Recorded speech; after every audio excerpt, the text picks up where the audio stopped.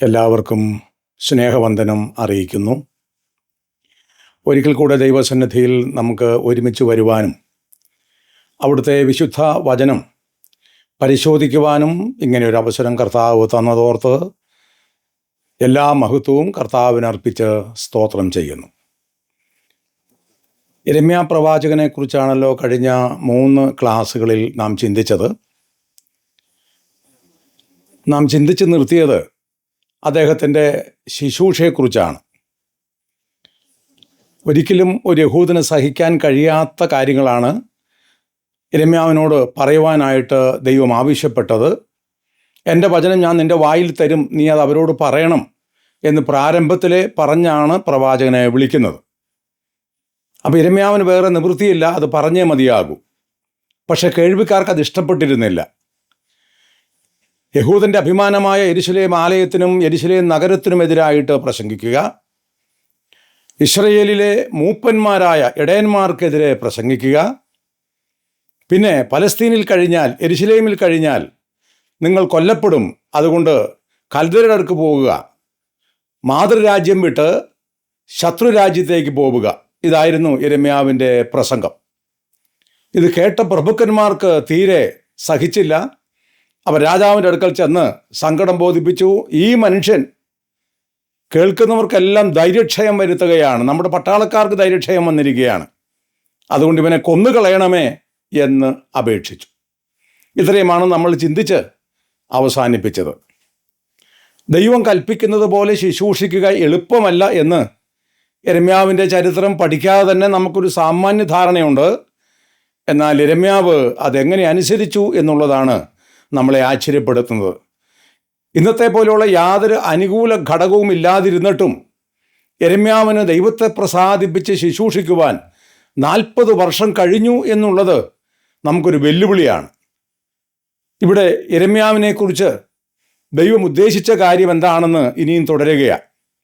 ഇങ്ങനെ ജനവർഗത്തിന് ഇഷ്ടമല്ലാത്ത പ്രസംഗങ്ങൾ നടത്തിക്കൊണ്ട് മറ്റുള്ളവർക്ക് ആക്ഷേപകരമായ നിലയിൽ യിരെമ്യാവ് പെരുമാറുന്നു. അതിൻ്റെ മധ്യത്തിൽ യിരെമ്യാവിൻ്റെ ജീവിതം എങ്ങനെയായിരുന്നു എന്നുള്ളതിൻ്റെ ഒരു സൂചന മാത്രം നമ്മൾ നോക്കുകയാണ്. യിരെമ്യാവിൻ്റെ പ്രവചനം 16-ാം അധ്യായം 5-ാമത്തെ വാക്യം നമുക്ക് വായിക്കാം. യിരെമ്യാവ് വാസ്തവത്തിൽ ഒരു വേർപാടുകാരനെ പോലെയാണ് ജീവിച്ചത് എന്ന് പറഞ്ഞാൽ ആശ്ചര്യപ്പെടേണ്ടതിൽ. 16:5 യഹോവ ഇപ്രകാരം അരുളി ചെയ്യുന്നു, നീ ദുഃഖഭവനത്തിൽ ചെല്ലരുത്, വിലപിപ്പാൻ പോകരുത്, അവരോട് സഹതാപം കാണിക്കുകയും അരുത്. ഞാൻ എൻ്റെ സമാധാനവും ദയയും കരുണയും ഈ ജനത്തിൽ നിന്ന് നീക്കിക്കളഞ്ഞു എന്ന് യഹോവയുടെ അരുളപ്പാട്. ദൈവം പറയുക, യിരെമ്യാവേ, നീ മരണ വീട്ടിൽ ദുഃഖിക്കാൻ പോകരുത്. യഹൂദനെ സംബന്ധിച്ച് അതൊരു വലിയ ആശ്ചര്യകരമാണ്. കാരണം അവൻ്റെ വീട്ടിൽ ഒരു മരണമുണ്ടായാൽ മറ്റ് ജാതികളുടെ മധ്യത്തിൽ മരണമുണ്ടാകുന്നത് പോലെയല്ല. മരണം എല്ലാവർക്കും ദുഃഖകരമാണ്. പക്ഷേ യഹൂദനെ സംബന്ധിച്ച് അവനതൊരു ആചാരമാക്കി മാറ്റിയിരുന്നു. നിങ്ങൾ ചിലർ അറിയുന്നത് പോലെ പണത്തിന് വിലപിക്കുന്ന ആളുകൾ ആ കാലത്തുണ്ടായിരുന്നു. അതൊരു അഭിനയമായിരുന്നു. പണക്കാരൻ്റെ വീട്ടിലെ മരണമാണെങ്കിൽ ധാരാളം പണം കൊടുക്കും. അതനുസരിച്ച് ഈ വിലാപക്കാരും അവർ വന്ന് വിലപിക്കാൻ തുടങ്ങും. അവർ വിലപിക്കുക മാത്രമല്ല, തലയിൽ എണ്ണ തേക്കാതെ, മുഖം കഴുകാതെ, തലമുടിയെല്ലാം പറിച്ച്, പുറം കുപ്പായമെല്ലാം വലിച്ച് കീറി, തലയിൽ പൂഴിമണ്ണ് വാരിയിട്ട്, അതുപോലെ തന്നെ മറ്റുള്ളവർക്ക് സഹതാപവും ദുഃഖവും തോന്നത്തക്ക വിധത്തിൽ വലിയ അഭിനയമാണ് അവർ നടത്തിയിരുന്നത്. ദിവസങ്ങളോളം അവർ ആ ദുഃഖം വിലാപം കഴിക്കുമായിരുന്നു. അങ്ങനെയുള്ള ഒരു സമൂഹത്തിൽ യിരെമ്യാവിനെ കുറിച്ച് പറയുകയാണ്. യഹൂദന മധ്യത്തിൽ ഒരു മരണമുണ്ടായാൽ യിരെമ്യാവ് മരണ വീട്ടിൽ പോവുകയില്ല, വിലപിക്കാൻ അവിടെ ചെല്ലുകയില്ല. വാസ്തവത്തിൽ ഒന്ന് ആലോചിച്ച് നോക്കുക, യിരെമ്യാവിന് അത് നിമിത്തമുണ്ടായ ഒറ്റപ്പെടൽ എത്ര വലുതായിരിക്കാം. ആരും പറയുകില്ലേ, ഇയാളൊരു വലിയ പ്രസംഗകനാണെന്ന് പറയുന്നു, ദൈവസ്നേഹത്തെക്കുറിച്ച് പറയുന്നു, യഹോവയുടെ സ്നേഹവും കരുണയും അദ്ദേഹം പ്രസംഗിക്കുന്നു. പക്ഷേ ഒരു മരണ വീട്ടിൽ ഒന്ന് ആശ്വസിപ്പിക്കുവാൻ കയറി ചെല്ലുകയില്ല എന്ന് പറഞ്ഞാൽ ആ ശുശ്രൂഷകനെക്കുറിച്ചുള്ള മതിപ്പെന്തായിരിക്കും? യിരെമ്യാവ് അങ്ങനെ തന്നെ അനുസരിച്ചു. അടുത്ത കാര്യം 16-ാം അധ്യായം 8-ാം വാക്യം നോക്കാം. അടുത്ത കൽപ്പന എന്തായിരുന്നു ദൈവത്തിൻ്റെ? നോക്കുക, 16:8. അവരോടുകൂടെ ഇരുന്ന് ഭക്ഷിപ്പാനും പാനം ചെയ്യുവാനും നീ വിരുന്നു വീട്ടിലേക്ക് പോകരുത്. മതി. മരണ വീട്ടിൽ പോകുന്നില്ലെന്ന് മാത്രമല്ല, വിവാഹ വീട്ടിലും പോകുന്നില്ല, വിരുന്നു വീട്ടിലും പോകുന്നില്ല. ഒരാൾ വന്ന് വിരുന്നിന് വിളിച്ചാൽ പോവുക സാമാന്യ മര്യാദയല്ലേ?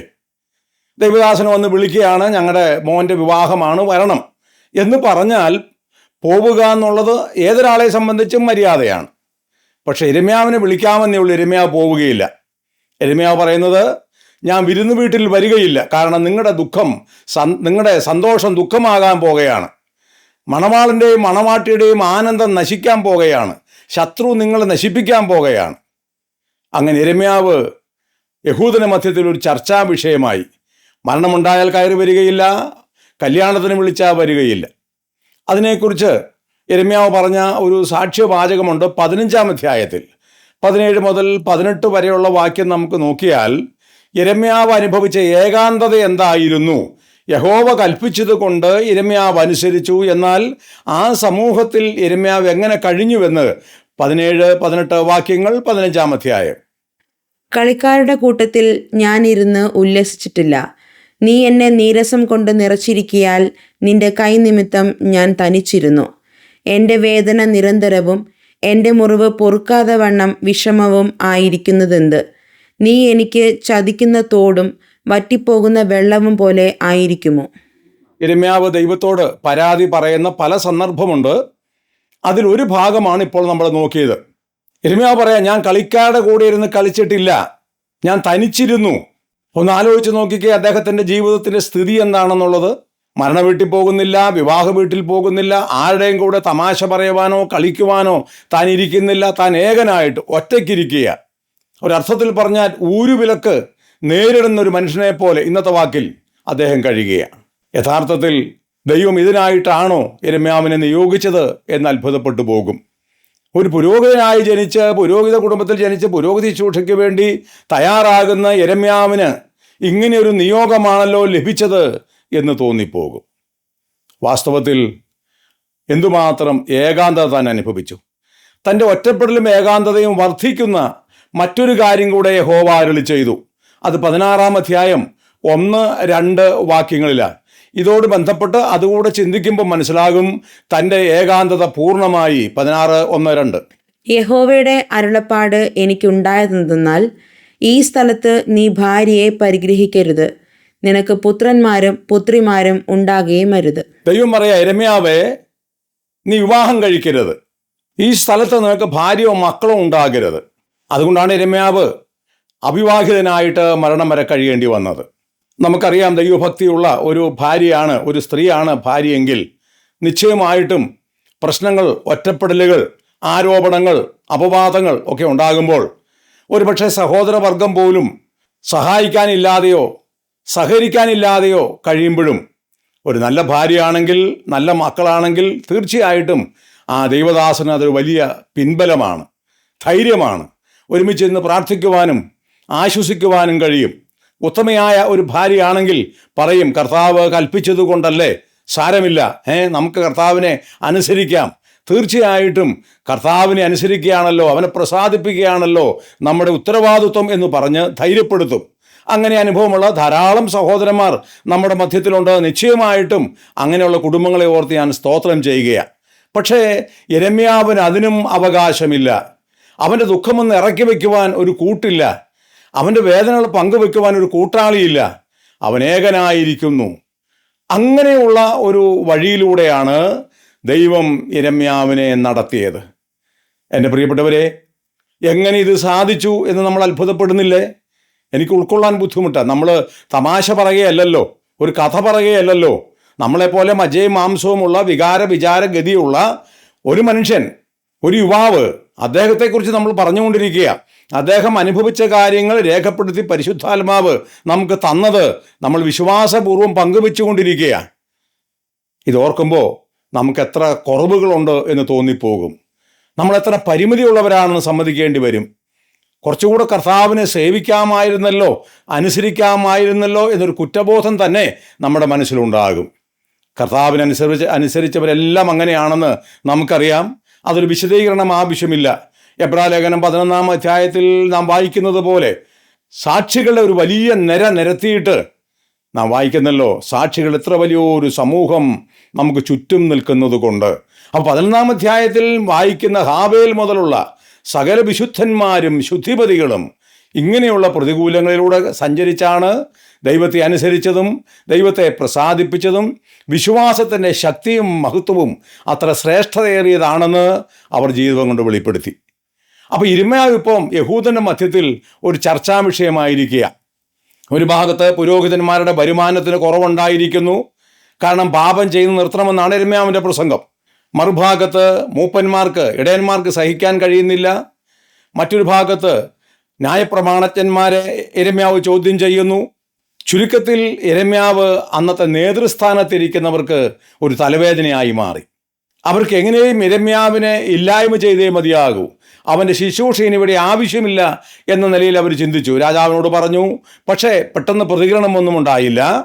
ഇപ്പോൾ അവർ വേറെ ഒരു തന്ത്രം ഉപയോഗിച്ചു.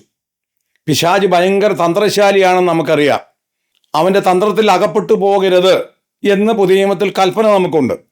ഏത് വിധത്തിലും ദൈവം ഉപയോഗിക്കുന്ന ഭക്തന്മാരെ ഇല്ലായ്മ ചെയ്യുവാൻ സാത്താൻ അതാത് കാലത്ത് ആവശ്യമായ തന്ത്രങ്ങൾ ഉപയോഗിച്ചിട്ടുണ്ട്. ഇവിടെ ഇവരുപയോഗിച്ച ഭയാനകമായ തന്ത്രം എന്തായിരുന്നു? യിരെമ്യാവിൻ്റെ കഷ്ടത എങ്ങനെയൊക്കെ വിവരിക്കാം, അത് നമ്മൾ നോക്കുകയാണ്. നമുക്ക് 18-ാം അധ്യായത്തിലേക്ക് വരാം. യിരെമ്യാവ് അനുഭവിച്ച കഷ്ടതകളുടെ അതിന് നമ്മൾ രണ്ടായി തരംതിരിക്കേണ്ടി വരും. ഒന്ന്, ശാരീരിക പീഡയും, രണ്ട്, മാനസിക പീഡയും. അങ്ങനെ യിരെമ്യാവ് അനുഭവിച്ച മാനസിക പീഡകൾ എന്തൊക്കെയായിരുന്നു എന്ന് നമ്മൾ നോക്കുകയാണ്. 18-ാമത്തെ വാക്യം വായിക്കാമോ? ശ്രദ്ധിക്കണമേ. എന്നാൽ അവർ, വരുവിൻ, നമുക്ക് യിരെമ്യാവിൻ്റെ നേരെ ഉപായങ്ങളെ ചിന്തിക്കാം. പുരോഹിതൻ്റെ പക്കൽ ഉപദേശവും ജ്ഞാനിയുടെ പക്കൽ ആലോചനയും പ്രവാചകന്റെ പക്കൽ അരുളപ്പാടും ഇല്ലാതെ പോകയില്ല. വരുവിൻ, നാം അവനെ നാവുകൊണ്ട് കൊന്നുകളക, അവൻ്റെ വാക്ക് ഒന്നും നാം ശ്രദ്ധിക്കരുത് എന്ന് പറഞ്ഞു. വരുവിൻ, നമുക്കവനെ നാവുകൊണ്ട് കൊന്നുകളയാം. യഹൂദന്മാർ കൂട്ടം കൂടി നേതൃസ്ഥാനത്തുള്ളവർ ആലോചിച്ചൊരു തീരുമാനമെടുത്തു. യിരെമ്യാവിനെ എങ്ങനെ വിട്ടാലൊക്കെയില്ല, അവൻ ശുശ്രൂഷയിൽ ഇങ്ങനെ തിളങ്ങിയാലൊക്കെയില്ല. നമ്മൾ ഈ വിധ ഒറ്റപ്പെടുത്തലെല്ലാം നടത്തിയിട്ടും അവൻ പിന്നെയും പ്രസംഗിച്ചു കൊണ്ടിരിക്കുന്നു. അതുകൊണ്ട് നമുക്ക് നാവ് കൊണ്ട് അവനെ കൊന്നുകളയാം. അപ്പം നാവ് കൊണ്ടും ദൈവദാസന്മാരെ കൊല്ലാമെന്ന് പഠിപ്പിച്ചവരാണ് യഹൂദന്മാർ. ഇന്ന് നാവ് കൊണ്ട് ആളുകളെ കൊല്ലുന്നവരുടെ ആശാന്മാർ, ഗുരുക്കന്മാരവരാ യഹൂദ പ്രഭുക്കന്മാർ. നാവ് കൊണ്ട് കൊന്നുകളയാം.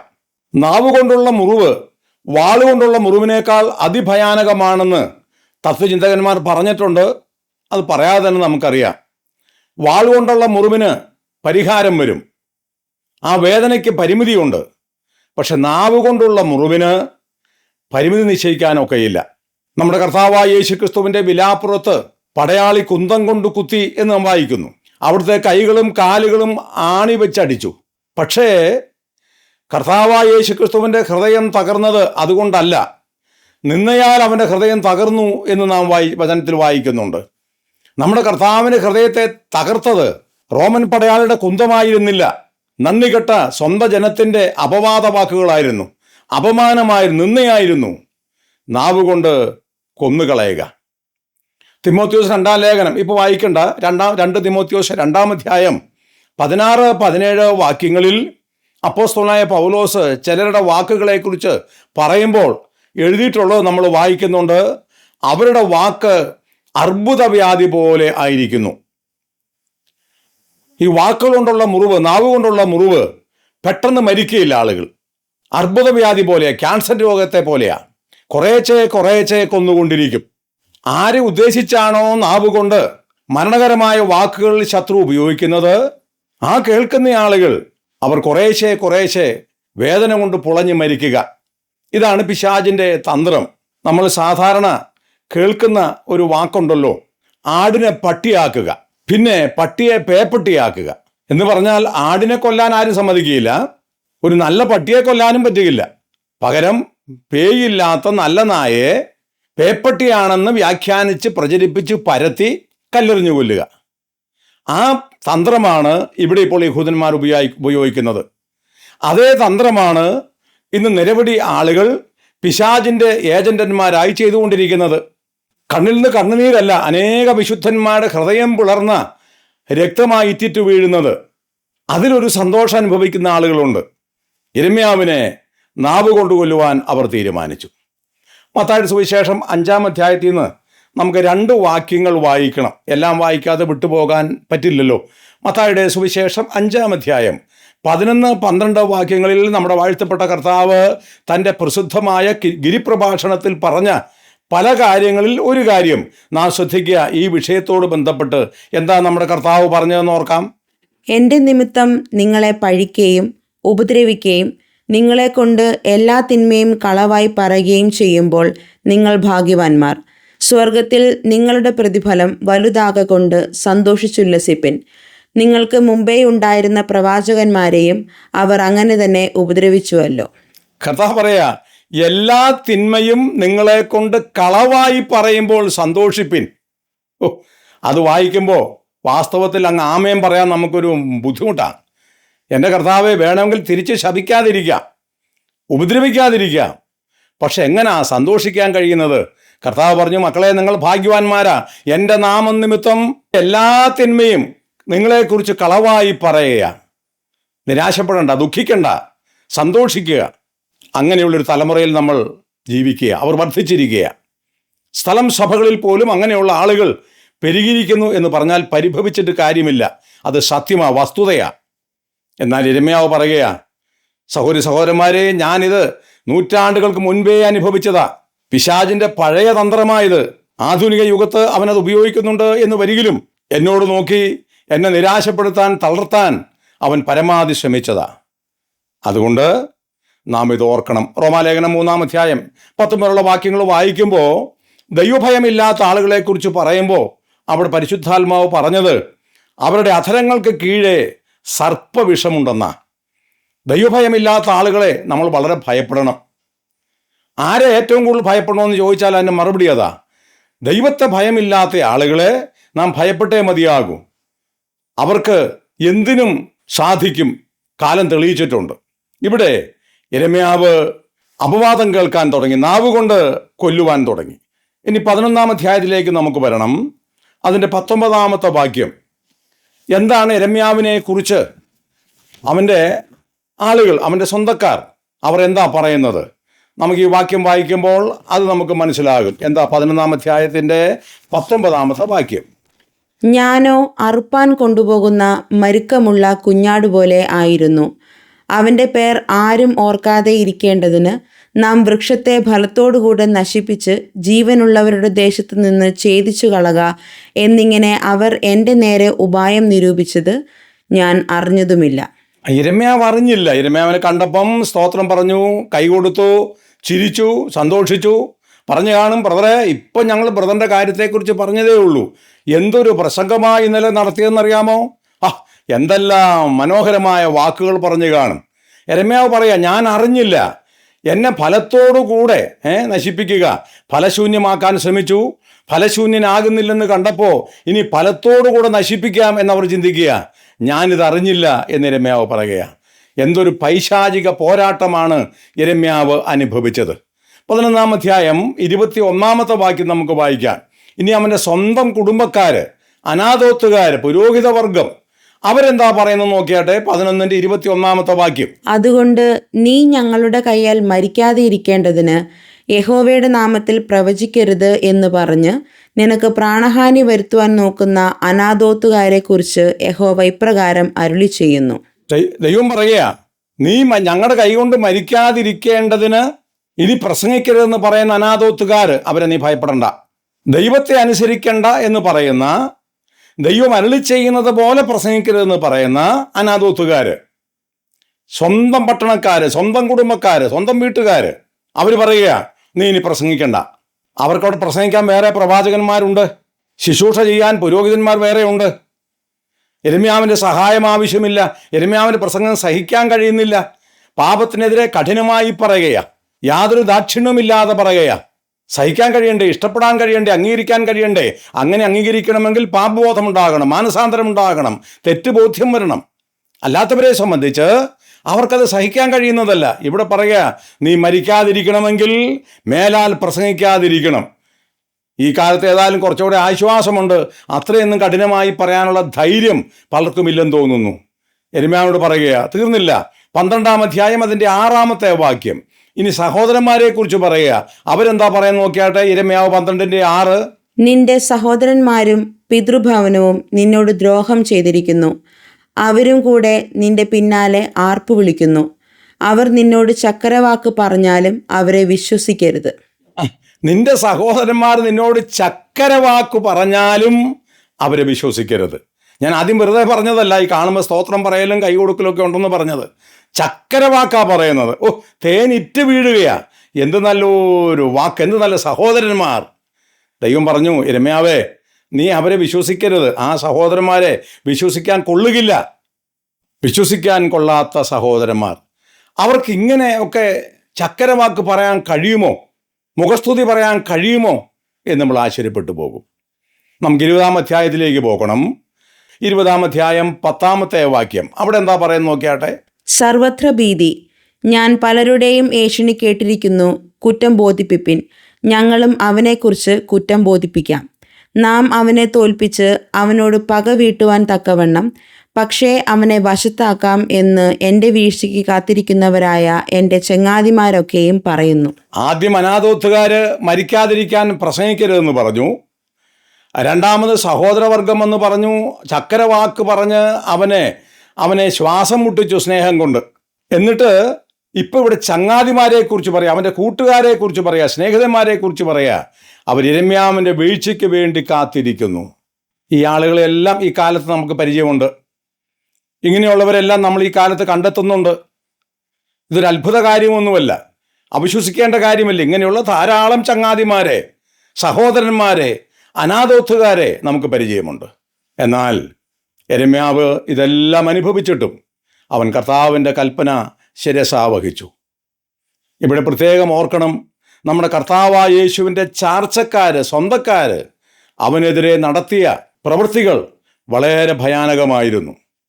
മർക്കോസ് 3-ാം അധ്യായം പിന്നീട് വായിച്ചു നോക്കിയാട്ട് അവിടെ നാം വായിക്കുന്നത്, അവന് ഭ്രാന്തുണ്ടെന്ന് പറഞ്ഞ് അവൻ്റെ ചാർച്ചക്കാർ അവനെ പിടിക്കാൻ വന്നെന്ന. കർത്താവായ യേശുവിൻ്റെ പ്രസംഗവും അവിടുത്തെ പ്രവൃത്തികളും ആയിരക്കണക്കിന് ആളുകൾക്ക് ആശ്വാസകരമായി, ആനന്ദകരമായിട്ട് അനുഭവപ്പെടുന്നതിൻ്റെ മധ്യത്തിൽ അവൻ്റെ ചാർച്ചക്കാർ വരികയാ. അവന് ഭ്രാന്തുണ്ട്, അതുകൊണ്ട് അവനെ പിടിച്ചു കെട്ടി നമുക്ക് ആശുപത്രിയിലേക്ക് കൊണ്ടുപോയി കളയാം. 6-ാം അധ്യായം 4 മുതൽ 6 വരെയുള്ള വാക്യങ്ങൾ മർക്കോസ് പറയുന്നത്, യേശുവിന് അവൻ്റെ പിതൃനഗരത്തിൽ അത്ഭുതങ്ങളേറെയൊന്നും ചെയ്യാൻ കഴിഞ്ഞില്ല. കാരണം യേശുവിന് രോഗസൗഖ്യം കൊടുക്കുവാൻ കഴിവുണ്ട് എന്ന് വിശ്വസിച്ച് അവൻ്റെ പിതൃദേശക്കാരും അവിടെ രോഗികളെ കൊണ്ടുവന്നില്ല. കർത്താവ് ഒരിക്കൽ മർക്കോസ് 10-ൽ പറഞ്ഞു, അത് സുവിശേഷം കേട്ട് വിശ്വസിച്ച് വരുന്നവരെ കുറിച്ചാണെങ്കിലും കർത്താവ് പറഞ്ഞു, മനുഷ്യൻ്റെ വീട്ടുകാർ തന്നെ അവൻ്റെ ശത്രുക്കളാകും. പ്രിയപ്പെട്ടവരെ, മറ്റു പലരും നോക്കിയാൽ നമ്മൾ തോക്കുക എളുപ്പമല്ല. എന്നാൽ സ്വന്തം വീട്ടുകാർ, സഹോദരവർഗം, സ്വന്തം കുടുംബത്തിൽപ്പെട്ടവർ, അവർ നോക്കിയാൽ തോൽപ്പിക്കാൻ എളുപ്പം സാധിക്കും. അങ്ങനെയും പിശാച് പലരെ ഉപയോഗിച്ചുകൊണ്ടിരിക്കുന്നുണ്ട്. ദൈവം ഫലകരമായിട്ട് ഉപയോഗിക്കുന്ന ദൈവദാസന്മാരുടെ ശുശ്രൂഷ എങ്ങനെയും മുടക്കുക, അവരുടെ വായ അടയ്ക്കുക എന്ന ആഗ്രഹത്തോടുകൂടെ പല വിധത്തിലുള്ള തന്ത്രങ്ങൾ സാത്താൻ ഉപയോഗിക്കുമ്പോൾ ആ കൂട്ടത്തിൽ ചാർച്ചക്കാരും അകപ്പെട്ടു പോകാം. കർത്താവിനെ സ്നേഹിക്കുക, അവിടുത്തെ സഭയുടെ ഉത്തരവാദിത്വം നിറവേറ്റുക, അവിടുത്തെ ശുശ്രൂഷകൾ ചെയ്യുക. അങ്ങനെയുള്ള സഹോദരന്മാരുടെ കുടുംബത്തിന് വലിയ ഉത്തരവാദിത്വമുണ്ട്. ഭാര്യയാണെങ്കിലും മക്കളാണെങ്കിലും സഹോദരന്മാരാണെങ്കിലും മാതാപിതാക്കളാണെങ്കിലും വളരെ കരുതലോടും ഭയത്തോടും കൂടെ വേണം അവർ ജീവിക്കുവാൻ. കാരണം ദൈവം ഉപയോഗിക്കുന്ന ദൈവദാസൻ്റെ വായ അടയ്ക്കുക എന്നുള്ളത് ശത്രുവിൻ്റെ ഏത് കാലത്തെയും ആഗ്രഹമാണ് എന്ന് നാം തിരിച്ചറിയേണ്ടതാണ്. ഇതിൻ്റെ എല്ലാം അനന്തര ഫലം എന്തായിരുന്നറിയാമോ? ഇത്ര നേരം നമ്മൾ പറഞ്ഞല്ലോ, നാവ് കൊണ്ട് കൊല്ലാൻ ശ്രമിച്ച ആളുകൾ, ഏഷണി പറഞ്ഞ ആളുകൾ, മരിക്കാതിരിക്കാൻ പ്രസംഗം നിർത്തണമെന്ന് പറഞ്ഞ ആളുകൾ, ഇതൊക്കെ നമ്മൾ കണ്ടല്ലോ. അങ്ങനെ നിരന്തരമായി യഹൂദയിൽ യിരെമ്യാവിനെക്കുറിച്ച് എങ്ങനെ പ്രചരിപ്പിച്ചു, അതിൻ്റെ ഫലം എന്തായിരുന്നുവെന്ന് 15-ാം അധ്യായം 10-ാം വാക്യം നമുക്ക് എടുക്കണം. യിരെമ്യാവ് പറയുന്നു തൻ്റെ ജീവിത സാക്ഷ്യം. ഇങ്ങനെയെല്ലാം സഹോദരവർഗം ചെയ്തതുകൊണ്ട് തനിക്കെന്ത് സംഭവിച്ചു എന്ന് താൻ പറയുക. 15-10. എൻ്റെ അമ്മേ, സർവ്വദേശത്തിനും കലഹക്കാരനും വിവാദക്കാരനും ആയിരിക്കുന്ന എന്നെ നീ പ്രസവിച്ചുവല്ലോ. അയ്യോ കഷ്ടം, ഞാൻ പലിശയ്ക്ക് കൊടുത്തിട്ടില്ല, എനിക്ക് ആരും പലിശ തന്നിട്ടുമില്ല, എന്നിട്ടും അവരെല്ലാവരും എന്നെ ശപിക്കുന്നു. എൻ്റെ അമ്മേ, നീ എന്നെ പ്രസവിച്ചുവല്ലോ, സർവ്വദേശത്തിന് ഞാൻ കലഹക്കാരനായിരിക്കുന്നു. അപ്പോൾ യഹൂദ ദേശത്തെങ്ങും ഒറ്റ ചർച്ചയേ ഉള്ളൂ, ഒരാളെക്കുറിച്ച് ഇപ്പോൾ പറയാനുള്ളൂ, യിരെമ്യാവിനെക്കുറിച്ച്. അവനെക്കുറിച്ച് അവനെ കലഹക്കാരനായി മുദ്രകുത്തി, അവൻ യഹൂദജനത്തിൻ്റെ ശത്രുവായി ചിത്രീകരിച്ച് ശത്രു രാജ്യത്തിനു വേണ്ടി പ്രസംഗിക്കുന്നവനെന്ന വിധത്തിൽ അവനോട് പെരുമാറുകയാണ്. അവൻ പറയുക, എൻ്റെ ദൈവം, എൻ്റെ അമ്മേ, നീ എന്നെ പ്രസവിച്ചല്ലോ. നമുക്ക് വിലാപങ്ങളുടെ പുസ്തകത്തിലേക്കൊന്ന് പോകണം. അവിടെ 3-ാം അധ്യായം 14-ാം വാക്യം നമുക്ക് ഒന്ന് വായിക്കണം. ഇതിൻ്റെ അനന്തരഫലത്തെക്കുറിച്ച് യിരെമ്യാവിരുന്ന് കരയുകയാണ്, യിരെമ്യാവിരുന്ന് വിലപിക്കുക. അങ്ങനെ വിലപിക്കുമ്പോൾ യിരെമ്യാവ് പറയുക, വാസ്തവത്തിൽ എൻ്റെ ജീവിതം എങ്ങനെയായി തീർന്നു, എൻ്റെ ജീവിതത്തിൻ്റെ സ്ഥിതി എന്തായിരുന്നു. വിലാപങ്ങൾ 3:14. ഞാൻ എൻ്റെ സർവ്വജനത്തിനും പരിഹാസവും ഇടവിടാതെ അവരുടെ പാട്ടും ആയിത്തീർന്നിരിക്കുന്നു. ഞാൻ എൻ്റെ സർവ്വജനത്തിനും പരിഹാസവും അവരുടെ പാട്ടും ആയിത്തീർന്നിരിക്കുന്നു.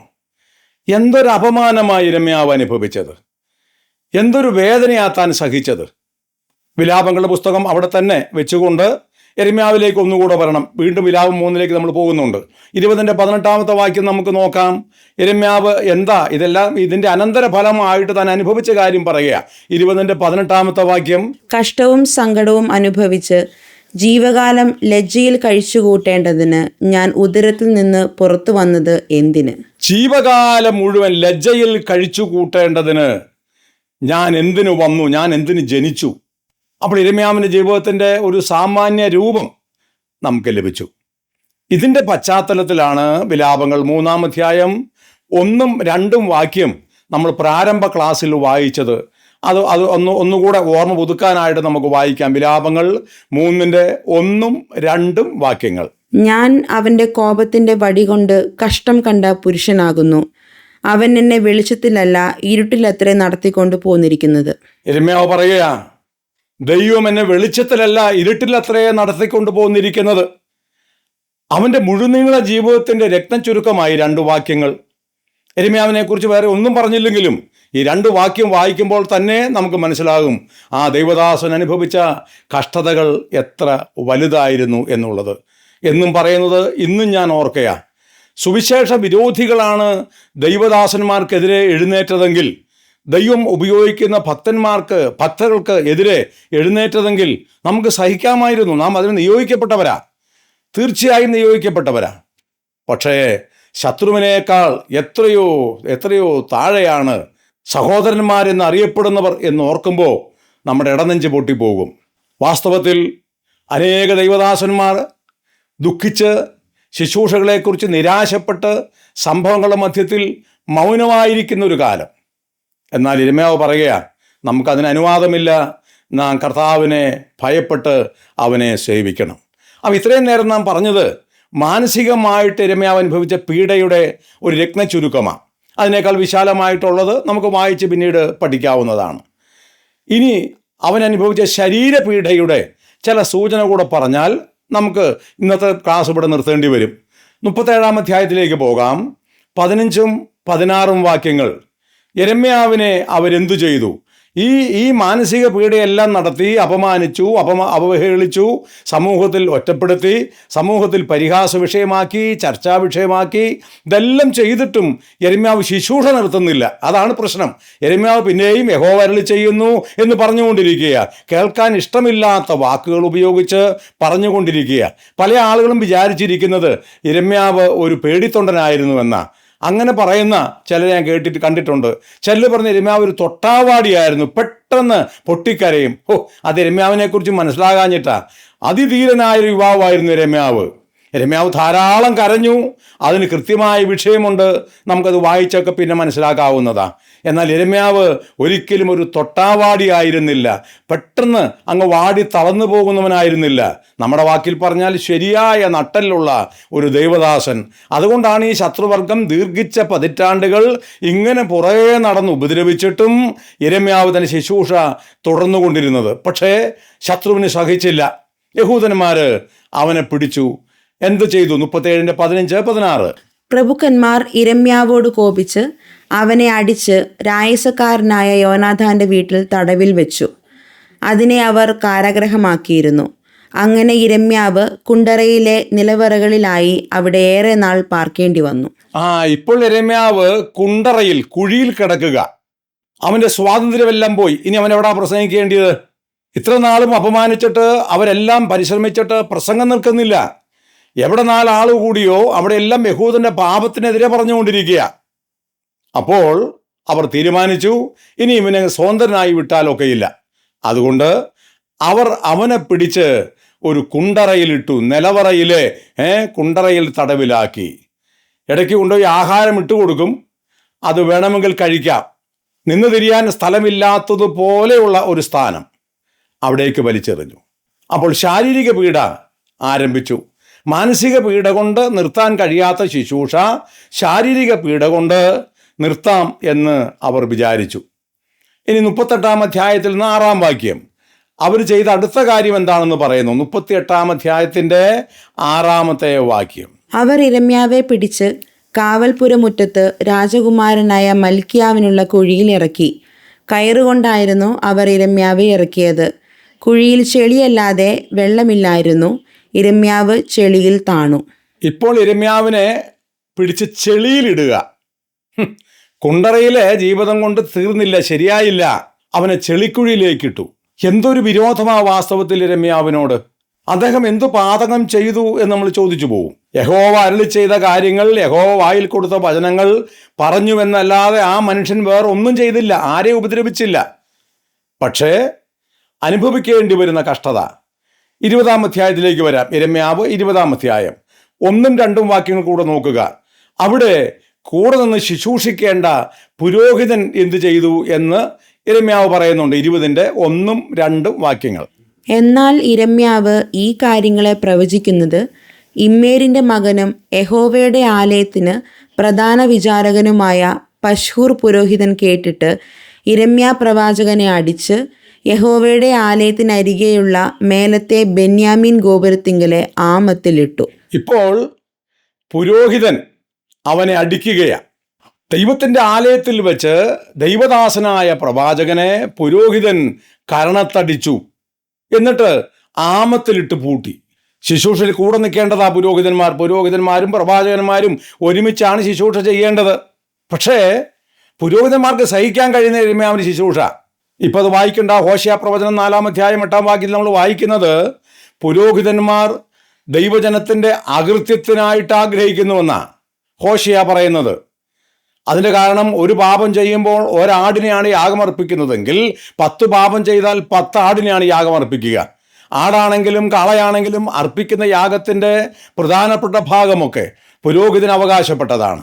യിരെമ്യാവിൻ്റെ ഈ പ്രസംഗം കൊണ്ട് സംഭവിക്കുന്നത് വരുമാനം നഷ്ടമാകുകയാണ്, തങ്ങൾക്ക് ലഭിക്കേണ്ട ലാഭം ഇല്ലാതെ പോവുകയാണ്. യിരെമ്യാവിൻ്റെ പ്രസംഗം കേട്ട ആളുകൾ യഹോവയെ ഭയപ്പെട്ട് പാപം ചെയ്യുന്നത് അവസാനിപ്പിച്ചാൽ നിശ്ചയമായിട്ടും പുരോഹിത വർഗത്തിന് നഷ്ടമുണ്ടാകും. അവർ കോപം അടക്കാൻ കഴിഞ്ഞില്ല, സഹിക്കാൻ കഴിഞ്ഞില്ല. അവർ യിരെമ്യാവിൻ്റെ കരണത്തടിച്ചു. അങ്ങനെ മാനസിക പീഡ അനുഭവിച്ചും ശാരീരിക പീഡ അനുഭവിച്ചും ഒറ്റപ്പെട്ടും അപമാനം സഹിച്ചും അവഹേളനം അനുഭവിച്ചുമാണ് ആ ദൈവദാസൻ തൻ്റെ ശുശ്രൂഷ തുടർന്നുകൊണ്ടിരുന്നത്. നമ്മൾ ഇത്രയും വാക്യങ്ങളൊക്കെ വായിച്ചത് എന്തിനാണെന്ന് ചോദിച്ചാൽ, ഇത് കേവലം ഒരു അഭിപ്രായം പറയുകയല്ല എന്നുറപ്പിക്കാൻ വേണ്ടിയിട്ടാണ്. ദൈവവചനത്തിൽ ഇങ്ങനെയെല്ലാം പറഞ്ഞിട്ടുണ്ട് എന്ന കാര്യം നമ്മുടെ ധൈര്യത്തിനായിട്ട് നമ്മൾ ഓർക്കാൻ വേണ്ടിയിട്ടാണ്. നിശ്ചയമായും യിരെമ്യാവ് ഒരു വലിയ പ്രവാചകനാണെന്ന് നാം ഇന്ന് പറയുമ്പോൾ, ആ ഭക്തനെക്കുറിച്ച് നമ്മൾ വാതോരാതെ സംസാരിക്കുമ്പോൾ ഓർക്കണം, അതിൻ്റെ പുറകിൽ കനത്ത വില അദ്ദേഹം നൽകി. അദ്ദേഹത്തിൻ്റെ കണ്ണിൽ നിന്ന് കണ്ണുനീരൊഴുകി എന്ന് വായിക്കുന്നെങ്കിലും ഞാൻ വിശ്വസിക്കുന്നത് ചോര ഇറ്റിറ്റ് വീഴുന്നതിനേക്കാൾ വേദന അനുഭവിച്ചാണ് ആ ഭക്തൻ കരഞ്ഞ് ശുശ്രൂഷിച്ചത്. ദൈവം ഈ വാക്കുകൾ കേൾക്കുന്ന നമ്മളെ ധൈര്യപ്പെടുത്തട്ടെ, നമ്മളെ സഹായിക്കട്ടെ.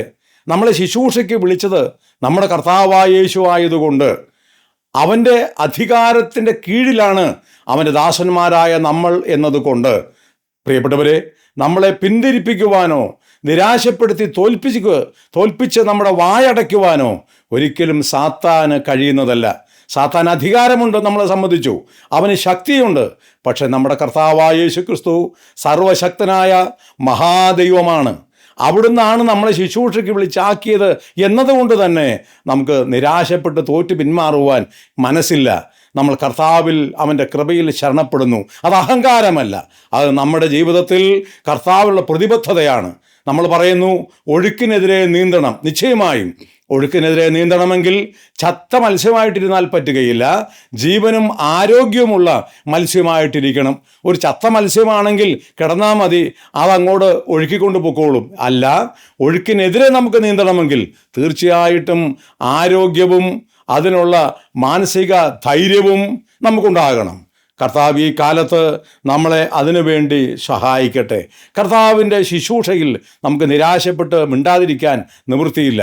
യിരെമ്യാവ് പക്ഷേ പിന്നീട് നിരാശപ്പെട്ടു, ദൈവത്തോട് പരാതി പറഞ്ഞു, താൻ ചില തീരുമാനങ്ങൾ എടുത്തു. ദൈവം അതിൽ നിന്നും അവനെ വ്യതിചലിപ്പിച്ച് മറ്റു ചില ദൗത്യങ്ങൾ അവനെ ഏൽപ്പിച്ചു. അങ്ങനെ ദീർഘിച്ച ഒരു ചരിത്രമാണ് യിരെമ്യാവിൻ്റെ പുസ്തകം മുഴുവനും കുറിച്ചു വെച്ചിരിക്കുന്നത്. അതെല്ലാം കൂടെ നമ്മളിപ്പോൾ നോക്കുകയല്ല. എന്നാൽ ഈ പറഞ്ഞ കാര്യങ്ങളിൽ നിന്നും നമുക്ക് ഓർക്കാൻ കഴിയുന്നത്, യിരെമ്യാവ് ദൈവത്തെ അനുസരിക്കുന്ന കാര്യത്തിൽ വിമുഖത കാണിച്ചില്ല. തീർച്ചയായും ദൈവം അവനെ ആദരിച്ചു. ഇത് യിരെമ്യാവിൻ്റെ കാര്യം മാത്രമായിരുന്നില്ല എന്നുകൂടെ നമ്മൾ ഓർക്കുന്നത് നല്ലതാണ്. ഏതൊക്കെ ദൈവദാസന്മാർ യഹൂദൻ്റെ മധ്യത്തിൽ പ്രയോജനപ്പെട്ടിട്ടുണ്ടോ അവരൊക്കെ ഇത് അനുഭവിച്ചിട്ടുണ്ട്. അതുകൊണ്ട് ഇതൊരു ഒറ്റപ്പെട്ട കാര്യമല്ല. അതുകൊണ്ടാണ് നമ്മൾ ആശ്ചര്യപ്പെടാത്തത്. ഈ കാലത്ത് നമ്മൾ ഇങ്ങനെയുള്ളവരെ കാണുമ്പോൾ തീർച്ചയായും നമുക്കതിൽ സഹതാപമേ ഉള്ളൂ. കാരണം അന്നത്തെ തലമുറയുടെ ബാക്കിയാണ് ഈ പൂരിപ്പിച്ചുകൊണ്ടിരിക്കുന്നത്. നമുക്ക് യിരെമ്യാവ് 8-ാം അധ്യായത്തിലേക്ക് പോകാം. അല്പസമയം കൂടെ ഉണ്ട്. 10ഉം 11ഉം വാക്യങ്ങൾ നമുക്ക് നോക്കാം.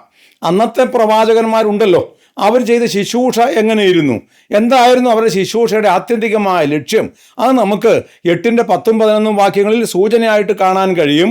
അവർ ചുമ്മാതല്ല കോപിച്ചത് എന്ന് നമുക്ക് മനസ്സിലാക്കാനായിട്ട് കഴിയും. 8-ന്റെ 10, 11 യിരെമ്യാ പ്രവചനം. അതുകൊണ്ട് ഞാൻ അവരുടെ ഭാര്യമാരെ അന്യന്മാർക്കും അവരുടെ നിലങ്ങളെ അവയെ കൈവശമാക്കുന്നവർക്കും കൊടുക്കും. അവരൊക്കെയും ആബാലവൃദ്ധം ദ്രവ്യാഗ്രഹികളാകുന്നു. പ്രവാചകന്മാരും പുരോഹിതന്മാരും ഒരുപോലെ വ്യാജം പ്രവർത്തിക്കുന്നു. സമാധാനമില്ലാതിരിക്കെ സമാധാനം സമാധാനം എന്ന് പറഞ്ഞ് അവർ എൻ്റെ ജനത്തിൻ്റെ പുത്രിയുടെ മുറിവിന് ലഘുവായി ചികിത്സിക്കുന്നു. ഇവിടെ പ്രവാചകന്മാരും പുരോഹിതന്മാരും എന്തുകൊണ്ട് യിരെമ്യാവിനോട് കോപിച്ചു? കാര്യം കുറച്ചുകൂടി വ്യക്തമായില്ലേ? അവരും ശുശ്രൂഷ ചെയ്യുന്നുണ്ട്, അവരും അറിയപ്പെടുന്ന പ്രസംഗകരാ, പ്രഭാഷകരാ. പക്ഷെ രണ്ട് കാര്യം. ഒന്ന്, അവർ ആബാലവൃദ്ധം ദ്രവ്യാഗ്രഹികളാണ്. പണത്തിനു വേണ്ടി എന്തും പറയുവാൻ, പണത്തിനു വേണ്ടി എന്തും ചെയ്യുവാൻ മടിയില്ലാത്ത ആളുകൾ, അങ്ങനെയുള്ളൊരു വർഗം. മാത്രമല്ല, ദൈവജനത്തിന് മുറിവേൽക്കരുത്, വേദനിക്കരുത് എന്നവർക്ക് നിർബന്ധമുണ്ട്. അതുകൊണ്ട് അവർ ദൈവജനത്തിനെ ലഘുവായി ചികിത്സിക്കുന്നു. ആരെയും വേദനിപ്പിക്കാതെ പ്രസംഗിക്കുക, എല്ലാവർക്കും ഇഷ്ടമുള്ളതുപോലെ, എല്ലാവരും കൈയടിക്കുന്നത് പോലെ ശുശ്രൂഷിച്ച് ജനത്തെ പ്രീതിപ്പെടുത്തുക. എന്തൊരു സന്തോഷകരമാത്! അങ്ങനെയുള്ള ഒരു വർഗമായിട്ട് യിരെമ്യാവിൻ്റെ കാലത്തെ പ്രവാചകന്മാരും പുരോഹിതന്മാരും തീർന്നു. അങ്ങനെയുള്ള പ്രസംഗകരുള്ളപ്പോൾ പിന്നെ യിരെമ്യാവിനെ തന്നെ വിളിക്കണമെന്ന് ആർക്കാ നിർബന്ധം? തുടങ്ങുമ്പോൾ മുതൽ തീരുന്നോടം വരെ ഈ കുറ്റമെല്ലാം കേൾക്കാനായിട്ട് എന്തിനാ വിളിക്കുന്നത്? ആവശ്യമാർക്കാ? തീർച്ചയായിട്ടും യിരെമ്യാവിനേക്കാൾ ജനത്തിന് ഇഷ്ടപ്പെട്ടത് ഈ കള്ളപ്രവാചകന്മാരെയും പുരോഹിതന്മാരെയുമാണ്. നാം വായിച്ചു കഴിഞ്ഞ ദിവസം, അവർ വ്യഭിചാരം ചെയ്യുന്നു, അവർ ദ്രവ്യാഗ്രഹം നടത്തുന്നു, ദ്രവ്യാഗ്രഹത്തിന് വേണ്ടി ശുശ്രൂഷ ചെയ്യുന്നു. പക്ഷെ എൻ്റെ ജനത്തിനോ അതിഷ്ടമാകുന്നു. എന്തൊരു വൈരുദ്ധ്യമായത്! നമ്മൾ യെശയ്യാ പ്രവചനത്തിലേക്കൊന്ന് പോകാം. ഒരു വാക്യം വായിക്കാം. 30-ാം അധ്യായം അതിൻ്റെ 10, 11 വാക്യങ്ങളിൽ ഇത് യിരെമ്യാവിനോട് മാത്രമല്ല ഇവർ ചെയ്തത്, യിരെമ്യാവിന് മുമ്പ് ശുശ്രൂഷിച്ച യെശയ്യാവിനോടും ഇത് തന്നെ ചെയ്തു. അങ്ങനെ ഇവരുടെ സ്വഭാവങ്ങൾ എന്താണെന്ന് നാം മനസ്സിലാക്കുന്നു. 30-ാം അധ്യായം യെശയ്യാ പ്രവചനം 10, 11 വാക്യങ്ങൾ. അവർ ദർശകന്മാരോട് ദർശിക്കരുത്, പ്രവാചകന്മാരോട് നേരുള്ളത് ഞങ്ങളോട് പ്രവചിക്കരുത്. മധുരവാക്ക് ഞങ്ങളോട് സംസാരിപ്പിൻ, വ്യാജങ്ങളെ പ്രവചിപ്പിൻ. വഴിവിട്ട് നടപ്പിൻ, പാത തെറ്റി നടപ്പിൻ. ഇസ്രായേലിൻ്റെ പരിശുദ്ധനെ ഞങ്ങളുടെ മുമ്പിൽ നിന്ന് നീങ്ങുമാറാക്കുവിൻ എന്ന് പറയുന്നു. യെശയ്യാവിൻ്റെ കാലത്തുള്ള യഹൂദജനം പറയുകയാ. വായിച്ചപ്പോൾ തന്നെ മനസ്സിലായല്ലോ നമുക്ക്, ഒരു വിശദീകരണം കൂടാതെ തന്നെ. മധുരവാക്ക് ഞങ്ങളോട് പറവിൻ. ഞങ്ങളോട് കഠിനമായിട്ട് പ്രസംഗിക്കല്ലേ, കഠിനമായി കുറ്റം പറയല്ലേ, ഞങ്ങളുടെയും ഞങ്ങളുടെ കുടുംബത്തിൻ്റെയും തെറ്റ് ഇങ്ങനെ മുഖത്തടിച്ചതുപോലെ പറഞ്ഞുകൊണ്ടിരിക്കരുത്. അതിനല്ല ഞങ്ങൾ ശുശ്രൂഷയ്ക്ക് വിളിച്ചത്. മധുരവാക്ക് പറവിൻ. എന്നിട്ട് പറയാ, ഇസ്രായേലിൻ്റെ പരിശുദ്ധനെ ഞങ്ങളുടെ മുമ്പിൽ നിന്ന് നീക്കിക്കളവിൻ. ദൈവത്തിൻ്റെ മഹത്വകരമായ വചനം അറിയിച്ച് ദൈവത്തിൻ്റെ വെളിപ്പാടുകൾ അവർക്ക് സ്വീകരിക്കാൻ മനസ്സില്ലാതെ അവർ പറയുക, മാറ്റിക്കളയുക. ആ കാലത്ത് നമ്മൾ എത്തിയിരിക്കുക. എൻ്റെ പ്രിയപ്പെട്ടവരെ, വളരെ വേദനയോടാണ് ഇന്ന് രാത്രിയിൽ നമ്മൾ ഇക്കാര്യം പറയുന്നത്. വളരെ വേദനയോടെയാണ്. കാരണം ദൈവവചനത്തിന് സ്വാധീനമില്ലാത്ത, ദൈവവചനത്തിന് സ്ഥാനമില്ലാത്ത ഒരു ദുസ്ഥിതി നമ്മുടെ മധ്യത്തിൽ വന്നു ഭവിച്ചിരിക്കുന്നു. സത്യവചനം യഥാർത്ഥമായി പ്രസംഗിക്കുന്ന ദൈവദാസന്മാരെ വേണ്ടാത്തൊരു കാലത്ത് നമ്മൾ എത്തിയിരിക്കുന്നു. കെട്ടുകഥകളും കിഴവിക്കഥകളും മധുരവാക്കുകളും മാത്രം പറയുന്ന ആളുകളെ മതി എന്ന് പറയുന്നു. വചനത്തിന് സ്ഥാനമില്ലാത്ത ഒരു സ്ഥിതിവിശേഷം. നമുക്കങ്ങനെ ആകരുത്. പ്രാണനേക്കാൾ വചനത്തെ സ്നേഹിച്ച വിശുദ്ധന്മാരാണ് വേദപുസ്തകത്തിൽ നിറഞ്ഞു നിൽക്കുന്നത്. അതിലൊരാളായിരുന്നു യിരെമ്യാവ്. ദൈവവചനം യിരെമ്യാവിന് എങ്ങനെ അനുഭവപ്പെട്ടു എന്ന് യിരെമ്യാവ് സാക്ഷ്യം പറഞ്ഞിട്ടുണ്ട്. അതുകൊണ്ട് സത്യവേദ പുസ്തകത്തിന് നമ്മുടെ പിതാക്കന്മാർ വില കൽപ്പിച്ചു. കഴിഞ്ഞ കാലങ്ങളിൽ നമ്മുടെ പിതാക്കന്മാർ വേദപുസ്തകം മാത്രം കൈവശമായിട്ടുണ്ടായിരുന്നിട്ടും അത് നെഞ്ചത്ത് വെച്ചുകൊണ്ട് ഒട്ടിയ വയറുമായിട്ട് അവർ തെരുവിലേക്ക് ഇറങ്ങി. വേറെ ഒന്നും കൈമുതലായിട്ടുണ്ടായിരുന്നില്ല. അവർക്കെല്ലാം നഷ്ടപ്പെട്ടു. യേശുവിൻ്റെ നാമനിമിത്തം സ്വന്തമായതെല്ലാം വേണ്ടെന്ന് വെച്ചു. അങ്ങനെ ബന്ധങ്ങളും ചുറ്റുപാടുകളും വെട്ടിമുറിച്ച് ഒഴിവാക്കപ്പെട്ടവരായി, ഒറ്റപ്പെട്ടവരായി, 5 കാശ് കയ്യിലില്ലാതെ അവർ തെരുവിലേക്ക് ഇറങ്ങേണ്ടി വന്നവരാണ്. പക്ഷേ അന്നും മാറത്തടുക്കി പിടിക്കുവാൻ ദൈവത്തിൻ്റെ വചനം അവരുടെ കൈവശമുണ്ടായിരുന്നു. നമ്മുടെ പിതാക്കന്മാർ തങ്ങളുടെ പ്രാണനേക്കാൾ സ്നേഹിച്ച ദൈവവചനത്തെയാണ്. 100% അത് സത്യമാണെന്ന് മക്കൾക്കും കൊച്ചുമക്കൾക്കും അറിയാം. എന്നാൽ ഇന്ന് നമ്മുടെ സ്ഥിതികളെല്ലാം മാറി. ഒരർത്ഥത്തിൽ നമ്മൾ സമ്പന്നരായി. പക്ഷേ വചനത്തിനുള്ള സ്ഥാനം എവിടെയാണെന്നുള്ളത് നമുക്കൊന്ന് പരിശോധിക്കുവാൻ കഴിഞ്ഞാൽ നല്ലതാണ്. ഇവിടെ നമുക്ക് ഇപ്പോൾ അവസാനിപ്പിക്കേണ്ടിയിരിക്കുന്നു. യിരെമ്യാവിൻ്റെ കഷ്ടതകൾ, ദൈവം അവൻ ഇരുളിലൂടെ നടത്തിയത്, അവൻ ഒറ്റപ്പെട്ടു പോയത്, ഏകാന്തത അനുഭവിച്ചത്, നിരാശപ്പെട്ടത്, ക്ഷീണിച്ചത് ഒക്കെ നമുക്ക് ഈ പഠനത്തിൽ കാണാൻ കഴിയും. എന്നാൽ എന്നിട്ടും ദൈവം അവനെ ഉപയോഗിച്ചു. ഇന്ന് നമുക്ക് വായിച്ച് സന്തോഷിക്കുവാൻ, കർത്താവിനെ ആശ്രയിക്കുവാൻ യിരെമ്യാവിൻ്റെ പ്രവചനവും വിലാപങ്ങളുടെ പുസ്തകവും യിരെമ്യാവിനാൽ നമുക്ക് കിട്ടിയിരിക്കുന്നു. അതുകൊണ്ട് വരുന്ന ദിവസങ്ങളിൽ ഈ പുസ്തകങ്ങൾ കൂടുതൽ വായിച്ച് ധ്യാനിച്ച് കർത്താവിനെ നമുക്ക് പിൻപറ്റുവാൻ, അവനെ കൂടുതൽ അനുസരിക്കുവാൻ ദൈവം നമ്മെ സഹായിക്കട്ടെ. നമ്മുടെ സ്ഥലം സഭകളിൽ അതിൻ്റെ ചലനങ്ങൾ ഉണ്ടാകട്ടെ. ഈ ശുശ്രൂഷ ഒരിക്കലും വൃഥാവിലല്ല. അതിൻ്റെ ഫലങ്ങൾ കണ്ട് ദൈവത്തെ മഹത്വപ്പെടുത്തേണ്ടതിന് നമുക്ക് ആഗ്രഹിക്കുകയും പ്രാർത്ഥിക്കുകയും ചെയ്യാം. ദൈവനാമം വാഴ്ത്തപ്പെടുമാറാകട്ടെ.